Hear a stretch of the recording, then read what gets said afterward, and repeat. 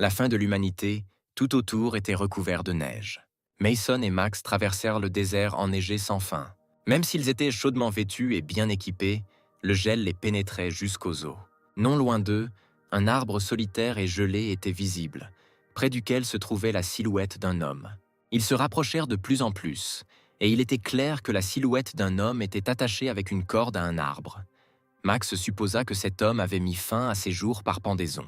Mason a examiné la silhouette de plus près et a déclaré qu'il est vraiment très difficile de survivre dans de telles conditions. Il comprend donc son action comme personne d'autre. Ils s'étaient déjà approchés presque en masse et commencèrent à entendre la silhouette d'un homme grogner bruyamment et de mécontentement. Un hélicoptère écrasé gisait près d'un arbre. Et à côté de lui, une tête et une main gelées dépassaient dessous la neige. Max fut surpris et demanda à Mason de regarder la forme du cadavre qui dépassait. Il portait les bretelles de général. Cependant, pendant très longtemps, à en juger par le corps en décomposition, ce n'était pas un général, mais un morceau de viande vivante pourrissant. Mason avait déjà pointé sa mitrailleuse sur lui, mais Max a sorti son couteau et a dit qu'il s'en occuperait lui-même. Il s'est approché de l'ancien général en grognant, lui a demandé pardon à voix basse et lui a planté son couteau droit dans la tête. Après cela, Max a soudainement sorti son couteau. Le corps du général ne faisait plus qu'un bruit. Pourtant, derrière eux, près d'un arbre, une caisse s'est soudainement ouverte. Il a commencé à répéter encore et encore la phrase selon laquelle le signal biométrique de l'intimé n'avait pas été enregistré. Mason se retourna immédiatement, car c'était la première fois qu'il voyait une sorte de système de sécurité se déclencher après avoir tué un autre zombie. Sans réfléchir longtemps, Mason commença à se diriger vers l'ordinateur, mais devant lui, il y avait un autre obstacle mort. Le soldat pendu à l'arbre était prêt à se jeter sur lui et à le mettre en pièces si le nœud coulant autour de son cou ne l'avait pas beaucoup gêné. Ce n'était pas un spectacle très agréable. Le zombie a tiré la corde avec son cou et a essayé de se détacher de l'arbre, mais il n'avait clairement pas assez de force pour le faire, car la corde tenait fermement sa colonne vertébrale. Mason a placé sa mitrailleuse juste sous la tête du zombie pendu. Après quoi, il tira un coup précis, étouffé par la tête du zombie. Le sang du zombie s'est répandu directement sur Mason, et il a pu se couvrir avec sa main à temps. Au même instant, le zombie pendu bascula et tomba sur la neige. Max a demandé si Mason allait bien. À sa question, Mason hocha simplement la tête et en même temps jeta le collier avec lequel il tirait un traîneau avec des provisions et leurs affaires. Mason s'est approché du dossier et a commencé à examiner les documents qui s'y trouvaient. Outre les documents, la mallette contenait une puce qui appartenait très probablement au général que Max venait de tuer. Il était écrit sur la puce qu'elle provenait du bunker de commandement de la défense de la capitale, qui pourrait être utilisé en cas de fin du monde pour des personnes de haut rang. Mason a soigneusement examiné la clé sur laquelle un long code était écrit. Pourrait-il vraiment s'agir de la clé de ce même bunker de défense de la capitale? Mason n'en croyait pas ses yeux. Mason mit la clé dans la poche intérieure de sa veste et dit qu'il devrait d'abord se diriger vers le commandement de la défense de la capitale. Au mieux, ils arriveront dans 10 jours. Soudain, la neige commença à s'éloigner sous les pieds de Mason. C'était une avalanche. Mason a réussi à crier à Max de ne pas s'approcher, et en un instant, Mason, accompagné d'une valise de documents et de leurs effets personnels, a commencé à tomber. Il s'agissait d'une petite chute de neige, et Mason se retrouva sur la route un peu recouverte de neige. Il n'a pas perdu connaissance et a commencé à essayer de se relever. Une portière de voiture commença soudain à s'ouvrir près de lui. Une main de zombie noir et gelé en tomba immédiatement. Mason s'est rapidement levé et a pris une position de combat, car les zombies n'attendraient pas qu'ils se remettent de la chute. Mason commença à supplier silencieusement les zombies de s'asseoir à l'intérieur et de ne pas sortir en rampant. Cependant, ayant senti l'odeur de la viande humaine fraîche, il ne pouvait pas rester assis dans la voiture enneigée. Sous l'assaut des zombies, la portière de la voiture s'est soudainement ouverte. Ils avaient faim comme jamais auparavant, et leurs dents claquaient sans cesse comme des animaux. Mason les regarda avec horreur et n'était clairement pas content qu'ils aient réussi à sortir. Les adolescents zombies commencèrent rapidement à se diriger vers Mason. Ils n'en croyaient pas ses yeux. C'étaient des enfants. Ce n'était pas facile à vivre pour une personne vivante et consciente. Même s'ils étaient des zombies, ils ressemblaient toujours à des enfants qui chargèrent sa mitrailleuse. Les enfants avaient déjà commencé à courir vers lui. Mason a visé et était prêt à commencer à tirer. Il a décidé de ne pas ouvrir le feu jusqu'à ce qu'ils l'atteignent. Mais ils n'étaient poussés que par la soif de satisfaire leurs besoins alimentaires. Tout ce qui restait d'humanité chez ces zombies étaient l'apparence de petits enfants qui vivaient autrefois dans la joie et l'insouciance. Mason l'a très bien compris et se met néanmoins à leur tirer dessus tout en leur demandant de ne pas s'approcher. Comme les zombies n'étaient pas très grands, ils se déplaçaient beaucoup plus rapidement et plus agilement. La jeune fille a été touchée par une balle à la tête et est immédiatement tombée dans la neige. Mais le garçon était encore plus petit qu'elle, et Mason n'a pu le frapper qu'au corps, et les balles lui ont arraché le bras. Mais le petit zombie s'était déjà précipité sur Mason. Il a arrêté de tirer et a commencé à utiliser la mitrailleuse comme bouclier contre le bébé zombie. L'enfant a saisi la mitrailleuse avec ses dents et l'a mâchée, essayant constamment d'atteindre le visage de Mason. Il le regarda droit dans les yeux et demanda au bébé zombie de s'arrêter. Un tremblement dû à ce qui se passait parcourut tout le corps de Mason. Il n'avait jamais imaginé voir quelque chose comme ça auparavant, tout comme il n'avait jamais tué d'aussi petits zombies auparavant. Mason a décidé qu'il était temps d'en finir, quel qu'en soit le prix, et a jeté le petit zombie de côté. Le bébé zombie est tombé sur la neige à quelques mètres de Mason. Mason n'a dit qu'une seule phrase. « Les vivants doivent rester en vie ». Sans le faire attendre longtemps, le bébé zombie se précipita à nouveau sur Mason. Il a pointé sa mitrailleuse sur lui et a répété que les vivants devaient vivre et a commencé à appuyer sur la gâchette. Toutefois, aucun coup de feu n'a été tiré. Mason baissa les yeux sur sa mitrailleuse. Il ne lui restait plus beaucoup de temps. Il a tiré sur le verrou et il est devenu clair que la cartouche était coincée dans le canon. Il réussit à éliminer rapidement le retard et releva sa mitrailleuse. Le bébé zombie était déjà à 1 mètre de lui et se précipita sur la mitrailleuse. La bouche de la mitrailleuse reposait directement sur le seul œil du bébé zombie. Au même moment, Mason a appuyé sur la gâchette et la mitrailleuse a tiré. Le bruit d'un tir de mitrailleuse M16, étouffé par la tête du zombie, retentit à nouveau. Le tir a envoyé le bébé zombie voler à plusieurs mètres. Mason commença à respirer rapidement, se rassurant sur le fait que tout était fini. Il se tenait au milieu d'énormes calottes de neige et regardait les corps d'enfants zombies, qui ne faisaient plus qu'un son, et tout autour, on ne pouvait entendre que la rapidité avec laquelle les flocons de neige tombaient au sol. Max a demandé à Mason s'il devait rester au sommet ou s'il devait descendre et aider. Mason a dit à Max d'être prêt à sortir, mais de ne pas descendre. Il récupérera les papiers et s'approchera rapidement de lui. Mason était en train de rassembler des papiers lorsqu'il commença soudain à entendre le craquement de la glace sous ses pieds. Mason n'était pas le seul à entendre le craquement de la glace, mais aussi des zombies flottant sous la glace. Sans écouter Mason, Max commença à descendre de la montagne. Mason remit lentement et calmement les papiers dans la mallette et rappela à nouveau à Max qu'il lui avait ordonné de rester à l'étage. Cependant, Max a commencé à se dépoussiérer et a déclaré qu'il ne pouvait pas rester à l'écart et qu'il était prêt à aider. Mason a ramassé l'étui et la mitrailleuse et a commencé à remonter rapidement vers le haut.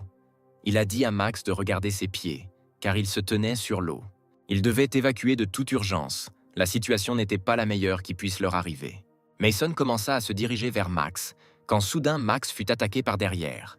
Il n'a pas eu le temps de faire quoi que ce soit lorsqu'un autre zombie l'a attaqué par derrière depuis la neige et l'a mordu au cou.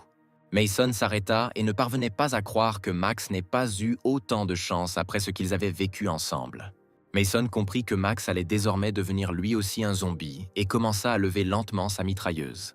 Max était déjà en train d'être dévoré par plusieurs zombies et il criait de douleur et suppliait Mason de lui tirer dessus. Max était presque complètement entraîné dans l'abîme des zombies et ses cris pouvaient être clairement entendus autour de lui. Une larme coula rapidement sur la joue de Mason. Il n'était pas prêt à perdre son soldat. Serrant les dents, Mason décida d'atténuer ses souffrances et lui tira une balle dans la tête. Le bruit du tir a immédiatement attiré les zombies qui ont mangé Max. Mason s'en est immédiatement rendu compte et a commencé à courir. Dans la neige, il commença à gravir rapidement la pente. Saisissant les racines d'un arbre solitaire, il grimpa pas à pas, car seule la mort l'attendait en bas. Il comprit parfaitement qu'il pouvait soit tomber à travers la glace, soit les zombies le mangeraient comme Max. Il n'y avait pas de retour en arrière.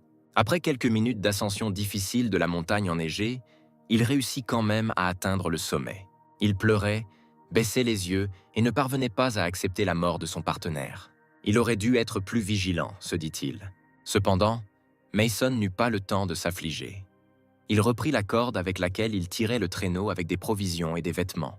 Il jeta rapidement la corde sur lui-même et commença à courir. Il fallait courir le plus vite possible et le plus loin possible de cet endroit. De nombreuses années se sont écoulées depuis ces événements. Mason marchait toujours avec le harnais et tirait le traîneau avec ses affaires. Mason marchait maintenant le long de la rue de la route olympique de Séoul, dans le bâtiment 448. Au même moment, dans la même rue, plusieurs personnes se cachaient dans un immeuble vétuste. Le voyageur s'est assis à l'intérieur avec sa femme et a expliqué qu'il ne comprenait pas que le propriétaire de ce coin isolé ait réussi à survivre dans de telles conditions. Le propriétaire préparait du café et commença son histoire en disant qu'il avait tout simplement de la chance. Il était une fois leur propre rucher, où lui et sa femme passaient tout leur temps. Ce jour-là, ils étaient juste en train de récolter du miel. Ils ont remarqué que les abeilles se comportaient étrangement, comme si elles étaient devenues folles. Ce qui se passait ressemblait à ce que la reine des abeilles avait décidé d'éradiquer son essaim. Les abeilles se sont attaquées et ont tourné en cercle dans un combat mortel. À un moment donné, le ciel s'est couvert de nuages noirs. Après quoi, avec une grande vitesse et intensité, d'énormes pierres commencèrent à tomber du ciel, un spectacle si terrifiant qu'ils n'avaient jamais vu auparavant. Ils n'eurent pas le temps de réfléchir. Le propriétaire, qui s'appelait Tom, attrapa sa femme engourdie par la main et courut vers la pirogue avec des fournitures.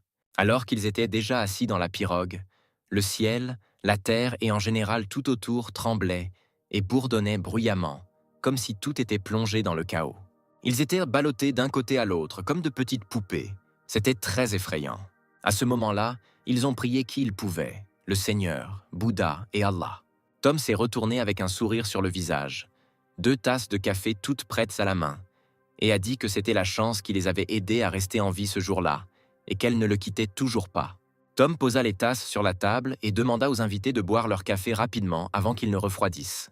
Le voyageur a commencé à se réchauffer les mains sur les tasses et a demandé si c'était du vrai café, car le café est une boisson très rare, ainsi que 2 tasses. Tom a souri joyeusement et a demandé aux invités de ne pas y penser, mais simplement de profiter de la boisson.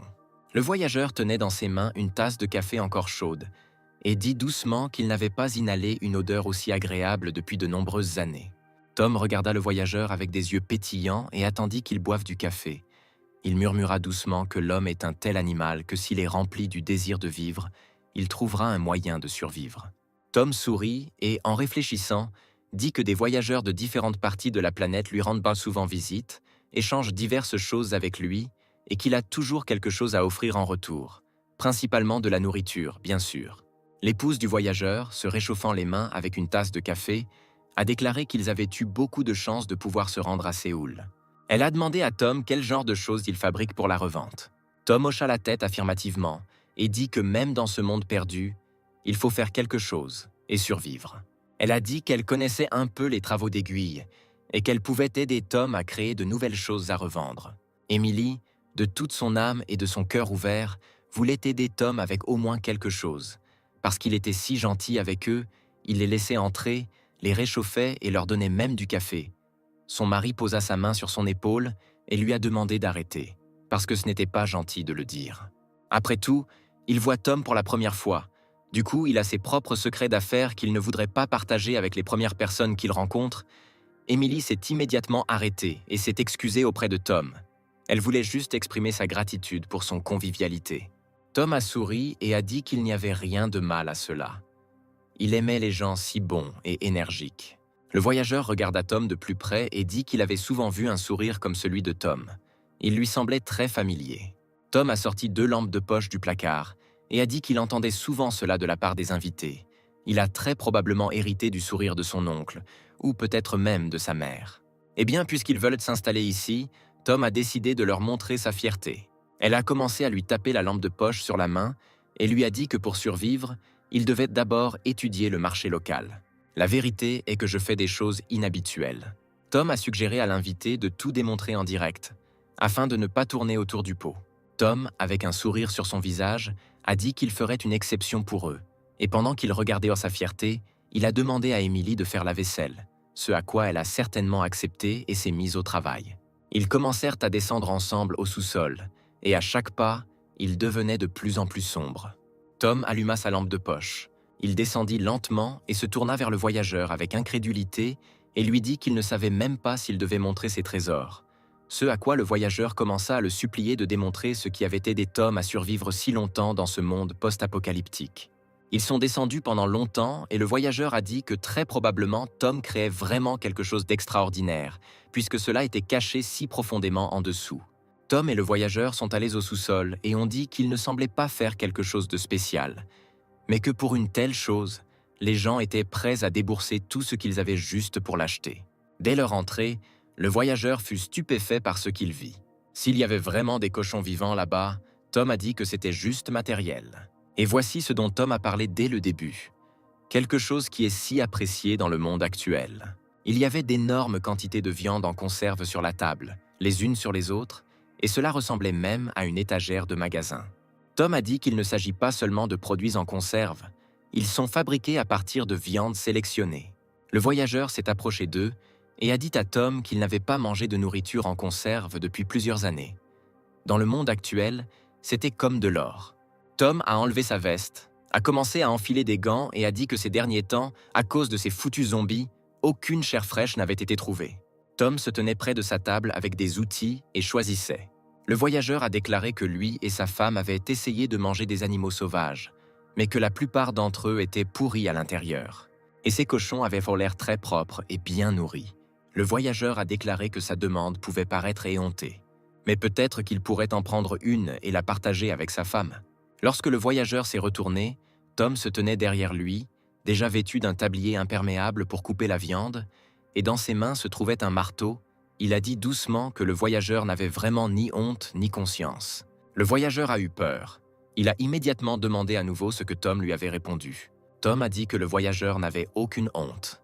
Le voyageur regarda Tom et lui demanda pourquoi il avait pris le marteau. Tom, avec un sourire sur son visage, a déclaré que le voyageur disait des bêtises. Comment, à son avis, avait-il préparé autant de nourriture en conserve, en réalité à partir de quelques précieux porcs? Il n'ajoute que 20% de porc à ses conserves. Mais les 80 restants sont de la viande complètement différente. Le voyageur a tout compris. Il a commencé à reculer avec la peur dans les yeux et des sueurs froides sur le visage. Il reculait de plus en plus, quand soudain, il heurta quelque chose avec son dos. En se retournant, il vit l'ingrédient secret que Tom ajoutait à sa nourriture en conserve. Le voyageur se souvint d'où le sourire de Tom lui était si familier. Au même moment, le marteau a touché la cible à grande vitesse et du sang a jailli de la tête. Les cochons ont immédiatement commencé à se précipiter dans la pièce et à crier fort. Quelques gouttes de sang tombèrent sur le visage de Tom. Il regarda le voyageur allongé sur le sol et attendit de voir s'il pouvait finir de parler, ou si un seul coup suffisait. Le voyageur, s'étouffant avec le sang, dit « Tom, Tom l'éventreur ». Tom était même un peu heureux d'avoir gagné en popularité. Il se retourna et appela bruyamment Emily pour qu'elle descende. Il lui a de nouveau demandé bruyamment de descendre et a entendu qu'elle descendait rapidement les escaliers. Le sourire n'a pas quitté le visage de Tom, car il avait maintenant assez de viande pour une nouvelle portion de nourriture en conserve. Le sous-sol était rempli d'une odeur de sang frais. Des gouttes de sang tombèrent une à une dans un seau posé sur le sol. Tom se tenait près du seau et dit à voix haute qu'il ne comprend toujours pas pourquoi les petites gens s'efforcent d'arriver à Séoul. Tom, comme beaucoup de maniaques, aimait parler tout seul. Il disait que c'était aussi mieux pour lui que les gens allaient en masse à Séoul, qu'il devenait de plus en plus facile pour lui de s'occuper de la ferme. Il a demandé à Emily pourquoi elle le regardait avec ce regard. Était-elle vraiment offensée d'être pendue à côté d'un cochon? Regardez simplement votre corps. En quoi vous êtes différent d'un cochon? C'est juste 1 à 1. Regardez ici le filet, ici le surlonge, et ici ce sein doux. Et il y a aussi 2 yeux, la même paire d'oreilles. Et le sang est exactement le même écarlate. En un mot, les gens sont comme des cochons. Tout à coup, la cloche a sonné à l'étage. Tom s'est un peu mis en colère. Même si vous installez des caméras sur votre lieu de travail, dès que la viande arrive, elles se mettent immédiatement à sonner. La radio stationnaire posée sur le canon émettait des sifflements. Tom a pris la radio et a dit que la boucherie était en ligne. Ils lui ont dit que la voiture dont il parlait, ils avaient une batterie avec une batterie au manganèse. Ils étaient 12. Cela a rendu Tom heureux. Il a félicité la personne à l'autre bout du fil et lui a demandé quand elle lui enverrait la commande. L'homme a répondu que cette fois, les marchandises étaient difficiles à obtenir, donc il pouvait les échanger contre 30 canettes. Tom était indigné, car 30 canettes, c'est un véritable vol. L'homme à la radio a déclaré que son patron, Kim, lui rendrait visite dans quelques semaines. Alors, ils lui ont ordonné de préparer quelque chose qui en vaille la peine, quoi qu'il arrive. Tom s'est mis en colère. De quel anniversaire s'agit-il? Il y a tant d'années, le calendrier a disparu. De quel anniversaire pouvons-nous parler? Demain, ils peuvent venir chercher 20 canettes, et le reste, je m'en fiche. » La radio est restée silencieuse pendant un court moment, et 1 minute plus tard, elle a de nouveau sifflé. La personne à l'autre bout du fil a dit que demain, il enverrait des gens se faire livrer et qui seraient envoyés avec eux. Tom sourit à nouveau et dit qu'il aimait les nouvelles jeunes filles, Amanda et Becca, mais l'homme à la radio dit qu'elles en avaient aussi besoin.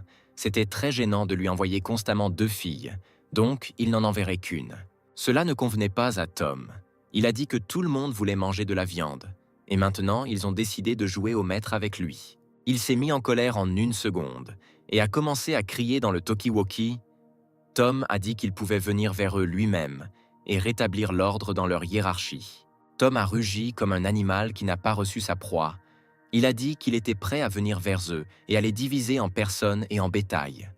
Peut-être que de cette façon, leur cerveau se mettrait en place, et ils comprendraient enfin qui pouvait être refusé et qui ne le pouvait pas. S'ils veulent vivre, ils ne devraient pas contredire Tom. Il était rempli de rage. Il essaya de se calmer un peu, jeta la radio, s'arrêta et expira un peu. Puis il reprit la radio et annonça calmement que c'était la fin du message. La radio est restée silencieuse pendant environ 1 minute, et finalement l'homme a dit que demain, il enverrait 2 filles avec le colis. Cela convenait à Tom. Il a éteint la radio. Comment ose-t-il même discuter avec lui? La tension s'est transformée en mal de tête. Tom a pensé que ce serait bien de leur rendre visite et de danser la danse du couteau pour qu'ils n'oublient pas qui est le vrai patron ici. Non, nous devons penser positivement aujourd'hui, Amanda et Becca. Tom a décidé de se coucher tôt aujourd'hui afin de bien soulager les tensions de demain. Mason observait Tom à travers le viseur optique. Il zooma de plus en plus loin pour comprendre comment il connaissait si bien cet endroit. Mason se souvint de cet endroit et réalisa qu'il était enfin arrivé à Séoul. Il se demandait quel genre de personne avait à elle seule privatisé cet immense bâtiment. Si seulement cette personne s'avérait bonne, Mason aurait encore besoin d'en apprendre beaucoup sur la situation qui se passe à Séoul. Mason n'a pas osé se rendre immédiatement chez la personne découverte. Il devait la surveiller. Si tout semble sécuritaire, vous pouvez vous adresser à cette personne. D'un autre côté, Mason a vu un énorme croiseur à moitié coulé. Il est temps de chercher un endroit où passer la nuit. Mason, craquant ses semelles dans la neige, entra dans le navire. Il a examiné le navire de l'intérieur. Il y a de nombreuses fenêtres dans les chambres d'amis. Si même une faible lumière s'échappe, Mason s'exposera au danger à la fois des zombies de passage et des personnes vivantes. En vérité, les zombies, bien sûr, faisaient beaucoup peur à Mason, mais il avait bien plus peur des vivants, car ils ont de l'intelligence. Après quelques minutes d'errance autour du navire, Mason tomba sur les toilettes des hommes. Pourtant, il n'y a pas d'endroit plus sûr que les toilettes, pensa Mason. Cependant, comme le navire était à l'envers, les toilettes étaient au-dessus de la tête de Mason. D'une certaine manière, c'était bien. Mason, sans réfléchir longtemps, prit la lampe de poche dans sa bouche et commença à grimper. Compte tenu du fait qu'il était nécessaire de soulever toutes les choses, cela a pris un peu plus de temps que prévu. Mais ce n'était pas la première fois que Mason se trouvait dans une telle situation, et au bout de 5 minutes, il était aux toilettes avec ses affaires. Il commença lentement à escalader les cloisons des cabines jusqu'au sommet. Après avoir grimpé, il commença à taper sur le plafond des toilettes. Naturellement, dans le nouvel emplacement, il était nécessaire de prévoir une issue de secours sans lame. Une autre journée d'hiver pleine de neige et de froid est arrivée. Les zombies, comme partout ailleurs, erraient dans Séoul à la recherche de viande fraîche. L'attention de ce zombie a été attirée par le bruit inhabituel du moteur, le faisant grogner bruyamment à mesure que le son approchait rapidement.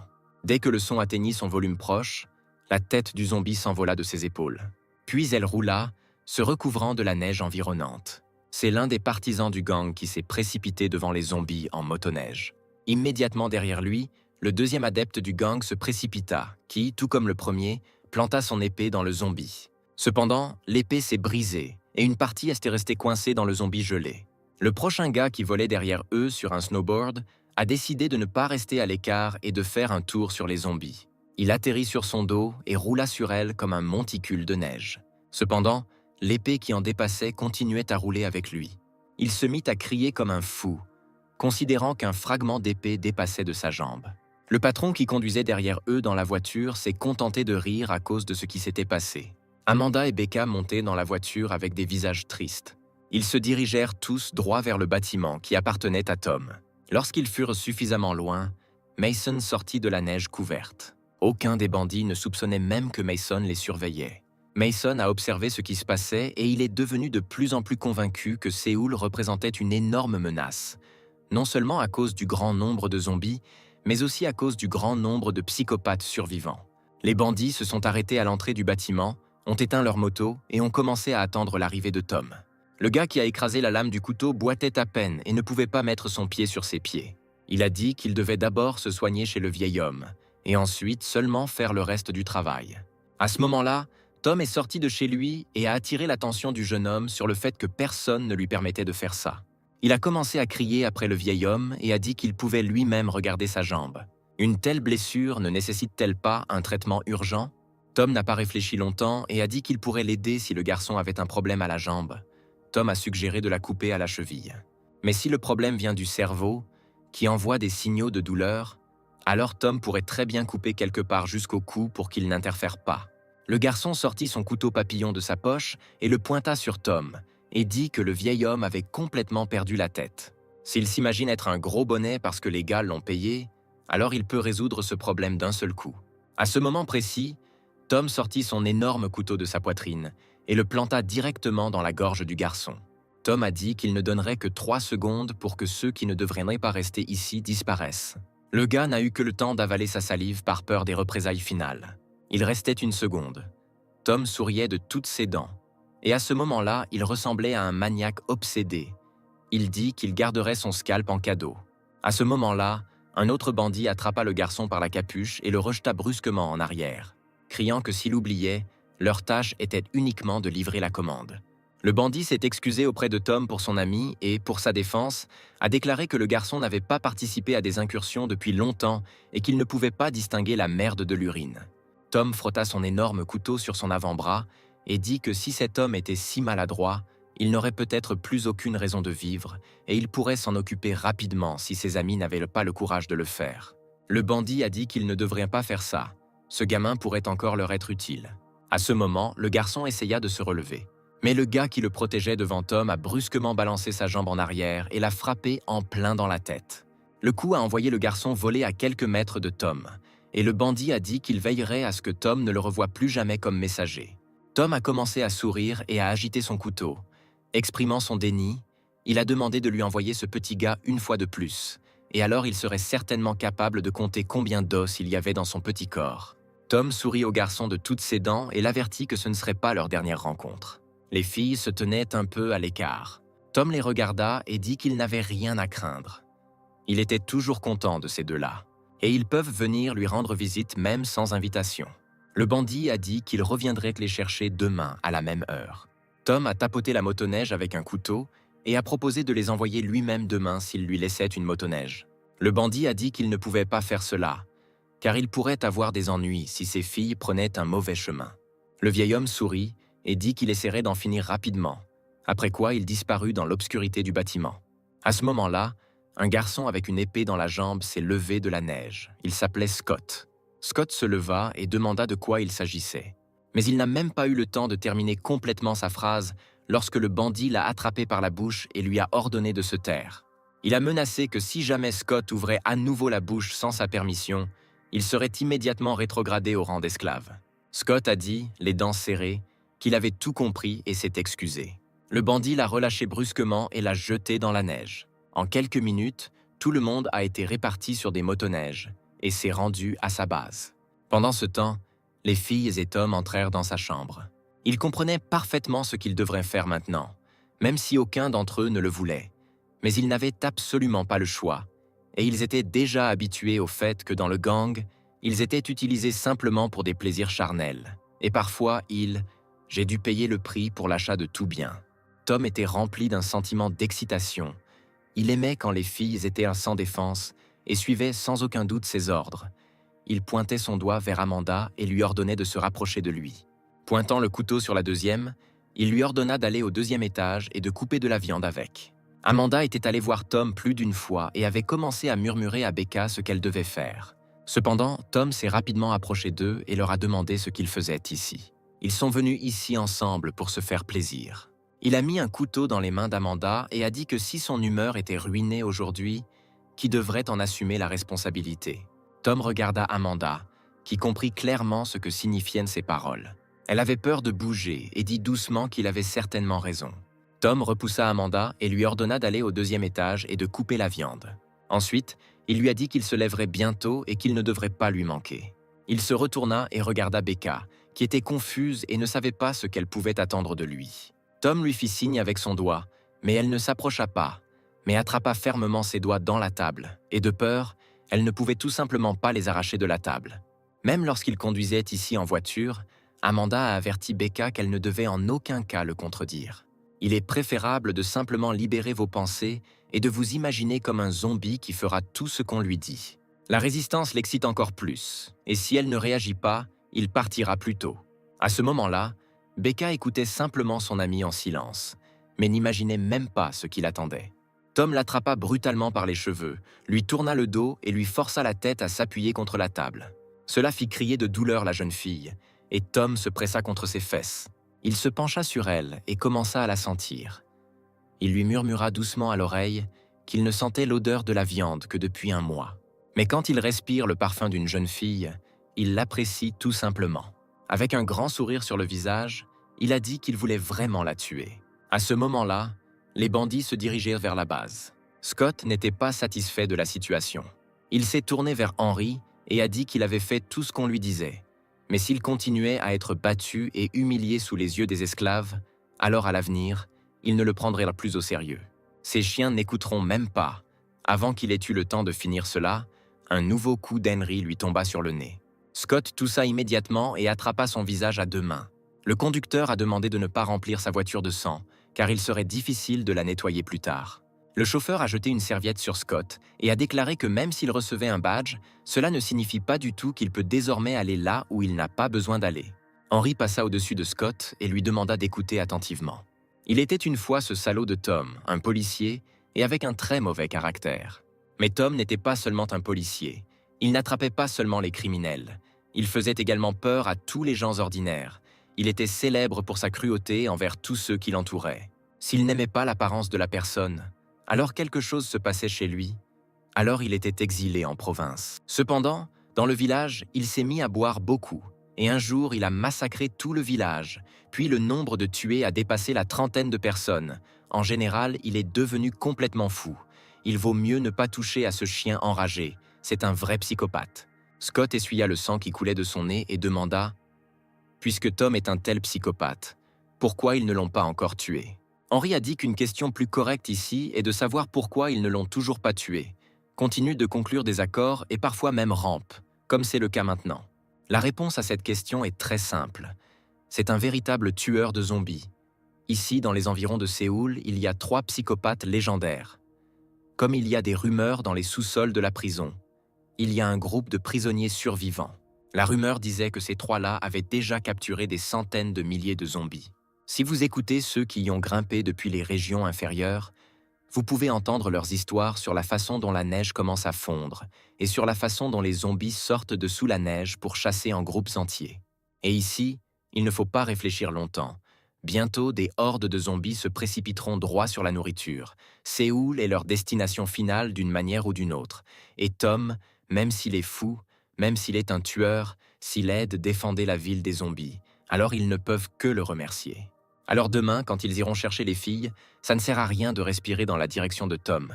Il suffit de récupérer les filles en silence et de partir. Scott a tout compris et s'est excusé auprès d'Henry. Henry dit que Scott ne le dérange pas. Il s'inquiète pour Tom, de qui on peut tout attendre. Il est aussi gentil qu'il l'est aujourd'hui seulement quand il tue. Un nouveau jour est arrivé et les gars se rendirent chez Tom pour récupérer les filles. Ils se rapprochèrent de plus en plus et aperçurent 2 silhouettes debout dans la rue. Les filles étaient dans la rue depuis plus d'1 heure. Elles ne savaient pas où aller, mais elles ne voulaient pas retourner auprès de Tom, même si cela leur coûtait la vie. La main de Becky a été entièrement coupée avec un couteau. Ce psychopathe complet a repris sa tâche. Il ne pouvait pas simplement profiter de la fille. Il était excité par les cris, les tourments et les brimades. Pendant tout ce temps, Mason a passé la nuit sur le navire et a observé ce qui se passait. Désormais, il était mieux préparé à l'apparition soudaine de personnes ou de zombies. Il accrochait des cloches sur tout le périmètre.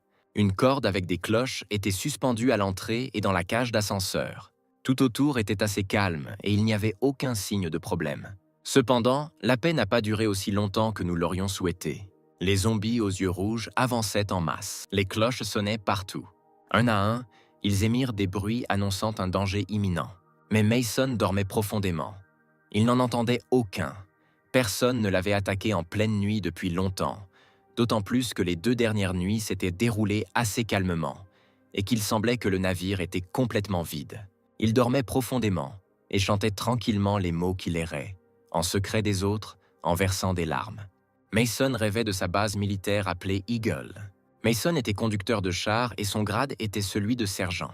Lorsqu'il revint de son prochain voyage d'entraînement, le lieutenant lui demanda quel était son rendez-vous avec la jeune fille aujourd'hui. Le lieutenant a dit à Mason que sa petite amie était déjà dans la salle d'attente et qu'elle ne pouvait pas l'attendre. Mason remercia le lieutenant pour l'information et commença rapidement à se préparer à voir sa petite amie. 5 minutes plus tard, il arriva dans la salle de réunion. Sa petite amie ne se comportait pas comme d'habitude. Elle restait assise avec raideur et n'était pas du tout contente de leur conversation. Elle a dit qu'elle ne viendrait plus vers lui. Mason la regarda avec surprise et ne comprit pas pourquoi elle faisait cela, ce qui s'était passé. Elle n'arrivait pas à trouver les mots justes et justes. Elle disait qu'elle voulait lui dire depuis longtemps, mais qu'elle ne pouvait pas se résoudre à le faire. Elle avait peur de le contrarier, car maintenant il n'avait pas la vie la plus facile jusqu'à ce qu'il atteigne le grade de caporal. Et à cause de cela, beaucoup de gens prennent les armes et, Dieu nous en préserve, désertent.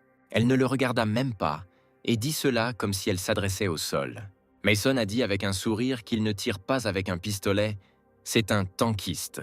La jeune fille le regarda dans les yeux avec espoir et lui demanda s'il pouvait la comprendre. Mason, sans perdre son sang-froid, a déclaré que tout était clair ici. Laissons chacun vivre sa propre vie. La fille l'a immédiatement soutenu et a dit qu'il avait toujours été comme ça, qu'il n'avait besoin de rien. C'est probablement pour cela qu'il devrait rompre. Mason commença à redresser sa casquette et lui demanda de ne pas aggraver cette conversation. Et s'il devait rompre, alors peut-être qu'il devrait rompre sur une bonne note. Elle se leva rapidement et le remercia pour son temps avec un sourire. Puis elle commença lentement à quitter la pièce. Mason, sans se retourner, t'a dit doucement « merci à toi aussi ». Mais la jeune fille est revenue et lui a demandé de répondre à une autre de ses demandes. Mason a été surpris de lui demander exactement ce qu'elle attendait de lui. Finalement, elle lui demanda de lui toucher la tête une dernière fois. Mason a déclaré que même s'il n'était pas d'humeur à faire cela, mais si elle le voulait vraiment, alors il n'était pas contre. Elle posa sa main sur sa tête et commença à éprouver des sensations inhabituelles. Il sentit son contact comme si en réalité, c'était complètement inhabituel pour un rêve. La main du zombie atteignait déjà sa tête. Mason ouvrit lentement les yeux. Les zombies étaient déjà à bout de bras. L'un d'eux a réussi à attraper sa veste et à la maintenir fermement sans la lâcher, et à ce moment-là, Mason a pu se lever et saisir sa mitrailleuse. Il a eu beaucoup de chance. Le câblage a empêché les zombies de l'atteindre et de le transformer en un de leur espèce. Mason était assis sur un stand et des zombies se précipitaient vers lui. Les zombies l'ont fait se réveiller très rapidement, mais il n'a pas compris comment cela était possible, car il a tout vérifié. Il ne pouvait même pas imaginer d'où venaient ces créatures. Il ne savait pas quoi faire, car c'était sa voie de fuite. Il y avait beaucoup de zombies, et ils ont commencé à percer le plafond. Ils agissaient tous ensemble, comme s'ils formaient un seul organisme. Ce comportement était très étrange, car habituellement ils étaient attirés par le bruit ou la lumière. Mais ici, il n'y avait ni l'un ni l'autre. Mason ne comprenait pas comment tant de zombies se rassemblaient ici et pourquoi leurs yeux brillaient d'un rouge vif. Ils sont tombés du plafond et sont tombés au fond des toilettes. Mason baissa les yeux afin d'analyser la situation et de comprendre s'ils étaient en vie. Comme il fut surpris lorsqu'il vit que non seulement ils ne mouraient pas, mais qu'ils commençaient également à ramper vers lui à travers les cabines. Il y en avait beaucoup, et ils étaient déjà sur le point de déchirer Mason. Il a pointé sa mitrailleuse sur eux, mais ne comprenait pas du tout quoi faire. Et à ce moment-là, alors qu'un des zombies avait déjà commencé à grimper sur sa cabane, il regarda la ventilation d'où il venait, puisqu'ils sont tous tombés, cela veut dire qu'il ne devrait plus y avoir qu'un zombie là-bas. À moins qu'il n'y ait des zombies près de la sortie de ventilation de secours, il pourra sortir dans le hall des invités. Lorsque le plan théorique était déjà élaboré, il ne restait plus qu'à y arriver. Mason, sans réfléchir longtemps, courut. Ayant couru assez vite, il sauta dans le puits de ventilation. C'était sa seule issue de secours. Survolant une horde de zombies, Il réussit à sauter par-dessus et à atterrir directement dans la ventilation. Mais là aussi, des zombies l'attendaient, descendant lentement et tranquillement comme des araignées.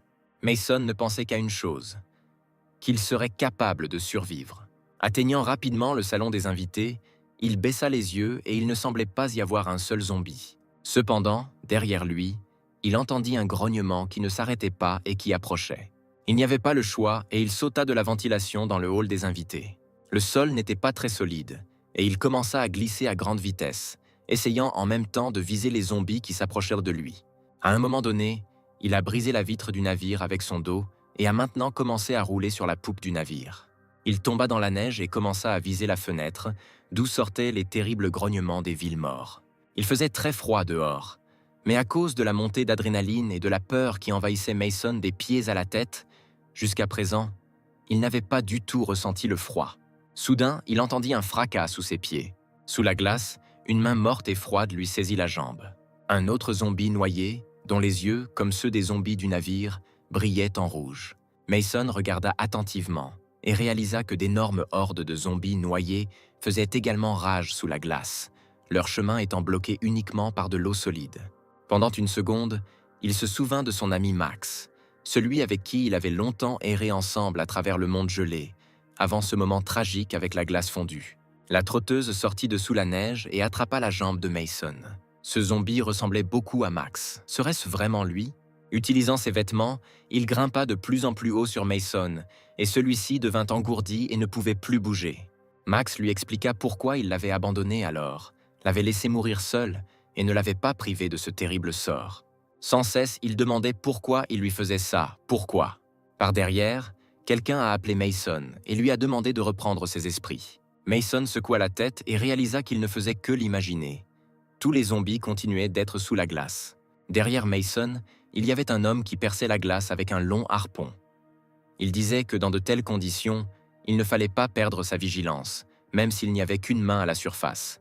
Mais si on l'attrapait, il était très difficile de la saisir. Arrache-le. Mason était heureux qu'il y ait au moins quelqu'un de vivant ici. L'homme s'est tourné vers lui et lui a dit qu'il ne devrait se méfier que de ces zombies aux yeux rouges vifs, car ce sont des gars très réfléchis et extrêmement dangereux. L'homme a dit que la glace n'avait pas encore fondu, il leur a coupé les mains sur la tête, une sorte d'agriculture. Mason s'est excusé et a dit qu'il ne connaissait pas les coutumes locales. Il est venu de loin et est tombé sur lui de le bleu. L'homme a commencé à retirer son chapeau et son écharpe de son visage, affirmant qu'il n'y avait aucune raison de s'excuser auprès de lui. Il a continué à harponner la glace et les têtes de zombies. L'homme a dit que, apparemment, Mason avait besoin d'un endroit pour se réchauffer et qu'il pouvait proposer de passer la nuit avec lui. Il a finalement enlevé son masque et il peut également vous offrir une tasse de café. Mason regarda l'homme et réalisa que c'était exactement l'homme qu'il avait observé tous ces jours. Tom s'est présenté et a dit qu'il avait réussi à obtenir un très bon café. Il a pointé du doigt où aller et a attendu une réponse de Mason. Le froid commença progressivement à pénétrer le corps de Mason. Tom le regarda et supposa qu'il s'enfuyait avec ce qu'il avait. Il fut probablement pris par surprise, même s'il dut laisser ses vêtements. Mason s'est gratté la tête et a dit qu'il avait vraiment des ennuis. Tom a demandé avec intérêt si Mason avait d'autres choses qui valaient la peine de revenir. Mason, sans réfléchir longtemps, a déclaré que de vieux vêtements étaient tout ce qu'il avait. Alors ça ne vaut pas la peine de risquer sa vie pour ça. Tom a dit qu'il avait beaucoup de vieux vêtements à la maison et qu'il pouvait les récupérer pour Mason.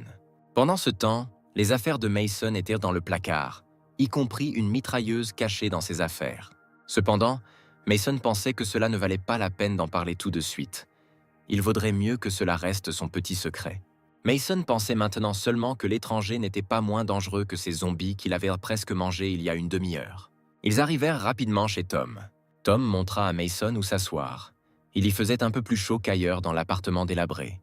Avant que Mason n'ait eu le temps de s'asseoir, Tom lui lança une veste. Tom a commencé à préparer du café et a demandé à Mason comment il avait réussi à survivre dans un tel chaos. Ce à quoi Mason a répondu qu'il était très lâche et qu'il avait donc pu éviter les ennuis. Tom lui a demandé s'il y avait quelqu'un d'autre avec lui ou s'il voyageait seul depuis le tout début. Mason avait déjà enfilé sa veste et mis sa mitrailleuse sur ses mains. Il a dit que son partenaire est décédé il y a quelques années et depuis, il voyage seul. Le monde est grand, il y a beaucoup de zombies partout et il devait toujours faire attention. C'est pourquoi il est toujours en vie. Tom préparait du café et a dit qu'il comprenait très probablement quel genre de personne était Mason. Mason s'est intéressé et a demandé à Tom ce qu'il voulait dire. Tom, sans se retourner, dit que Mason était fatigué. Vous retournez les paroles des adultes, vous n'écoutez pas les autres. En général, vous êtes une personne avec un mauvais caractère.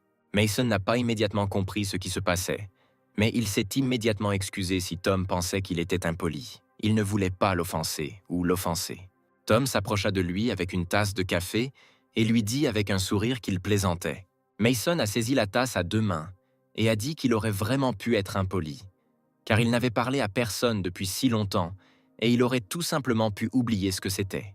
Mason se souvint des paroles de Tom sur la nécessité de faire attention aux yeux rouges, ce qu'il voulait dire. Tom a demandé avec surprise si c'était la première fois qu'il voyait un zombie aux yeux rouges. Mason a répondu que dans les endroits où il avait été, tous les zombies avaient des yeux ordinaires, ou il n'y en avait pas du tout. Tom ne l'a même pas cru tout de suite. N'y avait-il vraiment pas de zombies aux yeux rouges ailleurs? Mason hocha la tête et dit que c'était la première fois qu'il voyait de tels zombies à Séoul. Tom y réfléchit, parce que c'était assez étrange, mais Mason avait probablement juste de la chance. Mais comme il est tellement intéressé à en savoir plus sur les zombies aux yeux rouges, Mason, sans attendre de réponse, a déclaré qu'il était tout simplement incroyablement intéressé à en savoir plus sur eux.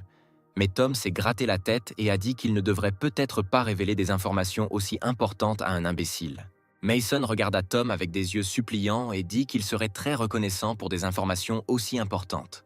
Tom a aimé la réaction de Mason et a dit qu'un garçon aussi gentil pourrait révéler ce secret. Tom lui a demandé d'écouter attentivement et de ne pas l'interrompre, car cette zone était autrefois un monde de zombies. Mais même ainsi, Tom a dit qu'il voulait vraiment avoir cet hôtel. Et c'est le genre de gars qui obtient ce qu'il veut. Il a serré les dents et les a tous tués. Cependant, dans le métro, il a eu l'occasion de rencontrer cette créature pour la première fois de sa vie. Le zombie se tenait seul tout au bord de la plateforme et ses yeux brillaient d'un rouge vif, ce qui le distinguait de tous ceux qu'il avait tués ce jour-là. Ensuite, je ne me doutais de rien. Il tuait des centaines de zombies chaque jour, et celui-ci semblait être un autre obstacle à une vie insouciante. Cependant, lorsqu'il commença à marcher vers le zombie, la créature commença à reculer lentement. Il a demandé à Mason s'il avait déjà vu un zombie reculer à la vue d'une personne, ce à quoi Mason a répondu avec surprise qu'il n'avait jamais vu une telle chose auparavant. À ce moment-là, alors que la créature commençait à reculer petit à petit, tout un troupeau de chair de poule courut du coccyx à l'arrière de la tête. Au fil des années de l'apocalypse zombie, mes sens se sont développés plus que jamais. Alors je me suis arrêté et j'ai pensé que je ne devrais pas suivre l'exemple de la créature. J'ai commencé à prendre un peu de recul. J'ai reculé et j'ai regardé autour de moi, dans l'embrasure de la porte. J'ai vu des hordes entières de créatures aux yeux rouges qui me regardaient depuis l'obscurité. Ces créatures ont attendu que je dépasse une certaine ligne. Mason m'a demandé si ces zombies chassaient vraiment en meute. Tom a dit qu'il ne savait pas ce qu'ils faisaient, mais qu'ils étaient clairement plus sages que les zombies stupides moyens qui errent sans but à travers le monde. Tom a dit que même s'il courait très vite, il avait toujours froid dans le dos. Juste à ce moment-là, son regard tomba sur le miroir devant. Ces créatures derrière elle se tenaient simplement debout et regardaient terriblement derrière elle, sans même essayer de les poursuivre. Tom a dit que pour la première fois de sa vie, il avait eu si peur. Et maintenant, il te suffit de penser à ce qui se serait passé si j'étais entré pour tuer cette créature. Je ne boirais probablement pas de café ici, a conclu Mason. Tom versa du café dans son verre et dit que ses intuitions le laissaient rarement tomber. Tom s'approcha de la table où Mason était assis et lui demanda s'il lâchait sa mitrailleuse. C'est probablement difficile de faire confiance aux gens après tant d'années de solitude. Mason a regardé sa mitrailleuse et a déclaré qu'il se sentait plus calme avec une arme à la main. Après tout, les personnes non armées n'ont d'autre choix que de faire confiance à ceux qui ont des armes à la main. Tom a dit que Mason avait tout à fait raison, mais que les gens armés ne sont pas toujours bons. Tom s'est tenu au-dessus de Mason et lui a demandé s'il allait bien. Mason a répondu qu'il ne pouvait pas le dire avec certitude. Mason a déclaré qu'il avait essayé de vivre sa vie en essayant de ne pas blesser les autres. Mason a décidé de changer de sujet et a déclaré que ce café avait un arôme très agréable. Tom était d'accord avec lui, car le passé nous vient immédiatement à l'esprit, l'époque où nous vivions bien et mangions bien. Mason regarda la tasse de café et dit qu'il lui semblait que s'il clignait des yeux maintenant, Il serait chez lui dans le salon en train de regarder la télévision. L'arôme apaisant familier? Oui, c'était de bons moments. Juste une tasse de café et nous sommes déjà profondément plongés dans le passé. Tom s'est adressé à Mason et il vous a dit qu'il ne devrait pas faire ça, car Tom est clairement plus expérimenté que lui. Tom a dit que chacun a son propre temps d'une manière ou d'une autre, et la façon dont il s'adresse est absolument rien ne signifie dans le monde actuel. Tom alla à son casier et sortit des lampes de poche. Il a demandé à Mason s'il n'était pas intéressé par la façon dont il avait réussi à survivre, et si en descendant, il pourrait obtenir la réponse à cette question fascinante. Tom a dit qu'il faisait des trucs géniaux. Ils sont très populaires parmi les survivants, et Mason pourrait être très surpris en les voyant. Tom lui fit signe de la main et lui dit que cela ne prendrait pas longtemps. Mason n'était pas pressé d'accepter. Il regarda la table et y vit 2 empreintes de tasses.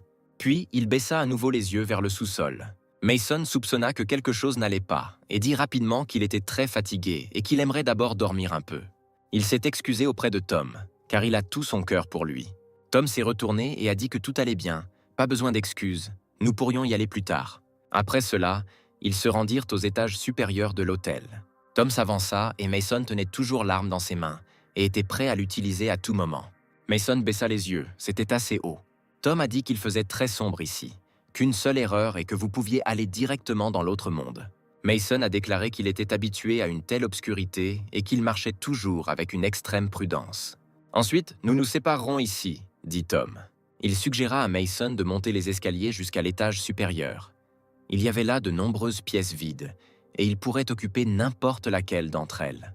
Mason a remercié Tom d'avoir pris soin de lui aujourd'hui. Tom a dit que ce n'était rien, et que s'ils avaient de la chance ce soir, ils se reverraient demain encore en vie. Dès qu'ils se séparèrent, Mason retira sa main gauche de la mitrailleuse et constata qu'elle transpirait beaucoup, et que tout en lui se resserrait. Pourtant, faire de nouvelles connaissances n'est pas si facile. Mason entra dans la première pièce qu'il rencontra. La vitre était brisée et on pouvait difficilement appeler cela une pièce. Mason se dirigea vers la fenêtre et regarda de plus près. Il y avait une lumière au loin. Alors que Mason se tenait près de la fenêtre en bas, Tom lui cria qu'avant d'allumer le feu, il devait réparer les rideaux. Le feu ne servirait à rien si le froid entrait dans la pièce.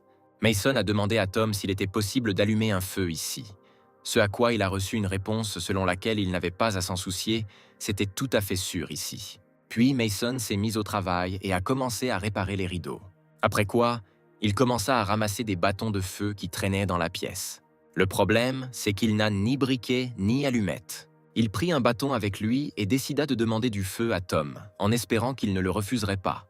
Mason se dirigea vers la porte et frappa. Tom ouvrit soigneusement la porte et demanda de quoi d'autre il avait besoin. Mason lui tendit un bâton et lui demanda d'emprunter au moins un peu de lumière. Le vieil homme le regarda avec mécontentement, mais prit quand même le bâton et s'enfonça plus profondément dans la pièce. Mason a décidé de regarder dans la pièce pendant qu'il lui mettait le feu à un bâton. C'était comme s'il y avait quelque chose dans la salle de bain. Mason ne pouvait pas voir ce qu'il y avait là quand Tom est apparu. Il lui tendit un bâton rempli de feu et lui dit qu'il pourrait le récompenser avec plus de feu. Muni du bâton brûlant, Mason se dirigea vers sa chambre. Le feu brûlait déjà à plein régime dans la cheminée de Mason. Il s'allongea près du feu et se couvrit d'un tapis. Après tout ce qu'il avait vécu ce jour-là, il avait un besoin urgent de se réchauffer un peu, car peu de personnes peuvent constamment avoir froid et ne pas tomber malade. Au même moment, une fille se déplaçait au loin à travers des congères enneigées et une forêt sombre. Le froid pénétrait son corps jusqu'aux os. Même si elle était enveloppée dans plusieurs choses, cela ne la sauva pas beaucoup de la neige qui tombait constamment, de l'obscurité et du froid mortel. Notre Père qui es aux cieux, que ton nom brille, que ta volonté soit faite sur la terre comme au ciel. Donnez-nous aujourd'hui notre pain quotidien. Pardonne-nous nos dettes, comme nous pardonnons à nos débiteurs.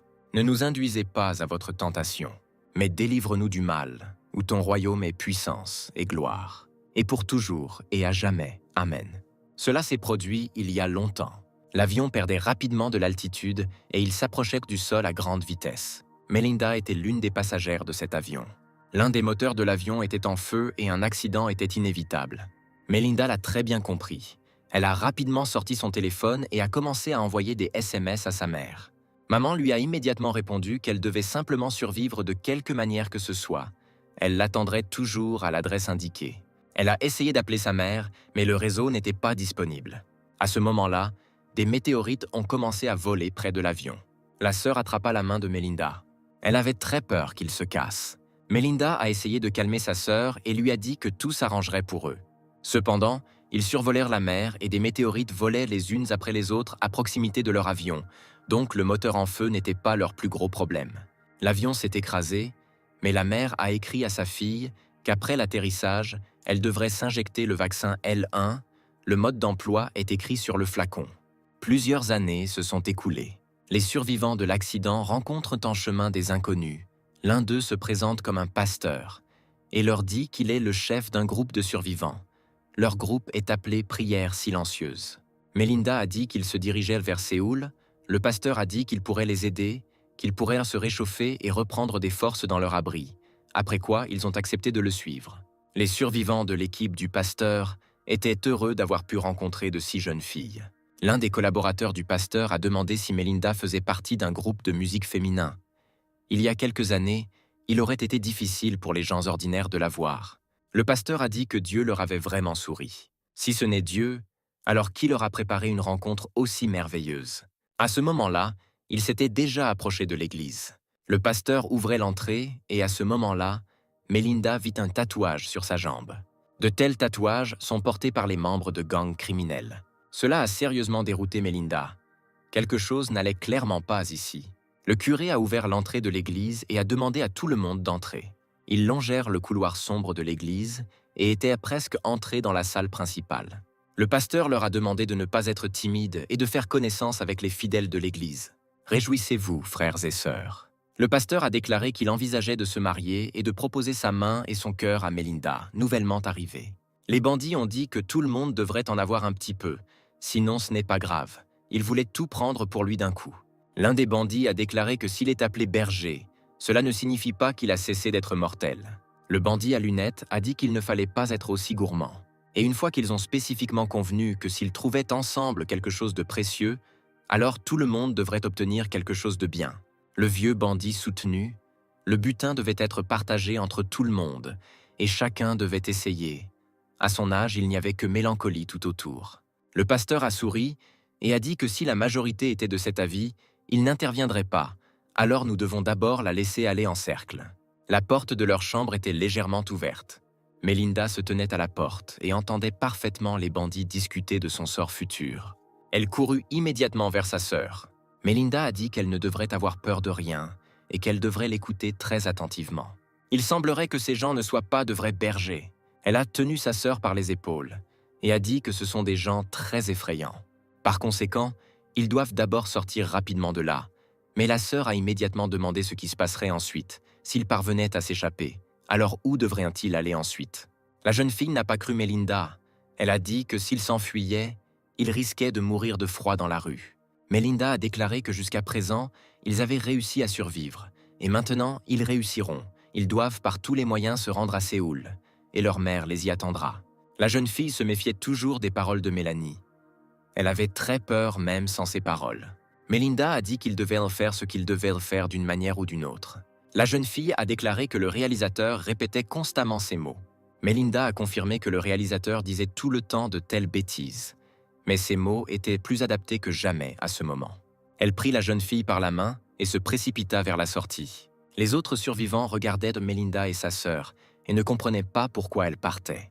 L'homme a suggéré que quelque chose n'allait pas ici et que les filles savaient probablement quelque chose, alors elles devraient les accompagner. L'un des survivants a couru vers la sortie et a même repoussé Melinda. Dès le début, la présence de zombies assis dans l'église était suspecte. Un zombie attaché avec des chaînes pouvait encore bouger. À ce moment-là, alors qu'une femme passait devant lui, il l'a attaquée, lui mordant directement le cou. Immédiatement, plusieurs zombies assis à proximité l'ont attaquée et ont commencé à la mettre en pièces. Derrière eux, le pasteur riait. Le pasteur a ordonné à tout le monde de rester à leur place. Le bandit le plus âgé a regardé hors de la pièce et a dit qu'il n'aurait pas dû bouger sans autorisation. C'est lui qui a libéré le zombie de la chaîne pour qu'il puisse atteindre la femme et la tuer. Le pasteur a ordonné aux hommes de se tenir à sa droite et aux femmes à sa gauche. L'un des hommes a demandé ce qu'ils allaient en faire. L'un des bandits n'a pas aimé que le gars pose des questions inutiles, après quoi il a été immédiatement suivi d'un coup de pied direct dans le ventre avec une exclamation pour aller plus vite. Du coup, le gaz a volé directement dans les griffes des zombies, le bandit a ri et s'est excusé pour un coup si fort au gars qui avait déjà été dévoré par des zombies. Le pasteur a demandé de ne plus refaire ça, ils doivent sauver leur effectif. Tout le monde était horrifié par ce qui s'était passé, et le pasteur leur a rappelé qu'ils devaient suivre rapidement les ordres. Tout le monde regardait le pasteur avec l'horreur dans les yeux. Après cela, le pasteur a ordonné qu'un sac soit distribué à tout le monde. Le bandit a jeté les sacs par terre et a ordonné qu'ils soient triés rapidement. Tout le monde devrait prendre un sac, sortir et commencer à collecter. Une des femmes a demandé ce que cela signifiait, car il faisait froid et il neigeait dehors. Maintenant, le sens de la collecte est un peu différent qu'auparavant. Ils doivent collecter des objets pour le ménage, des produits dont tout le monde aura besoin. Mais la femme a dit que tout à l'extérieur était recouvert de neige, où elle pouvait trouver des objets utiles. Le berger a dit qu'à l'heure actuelle, ils ne sont que des vers inutiles pour leur communauté. Et comment ose-t-elle dire une telle chose? Elle regarda le zombie qui était prêt à l'attaquer. Après quoi, elle a immédiatement décidé qu'elle serait certainement en mesure d'apporter quelque chose de nécessaire à la communauté. C'est mieux ainsi, et que personne ne pense même à revenir les mains vides, à moins, bien sûr, qu'ils veuillent rejoindre les rangs des zombies domestiques. Tout d'abord, ils doivent collecter de la nourriture et d'autres articles essentiels. Mais Melinda et sa sœur devraient là leur accorder 1 minute pour une conversation privée. Les bandits attendaient déjà avec impatience le prochain plaisir sexuel avec ces jeunes beautés. Les filles étaient terrifiées. Chacune d'elles aimerait à ce moment-là être à la place des autres et s'adonner à la collection, et non à ce qu'elles devaient faire.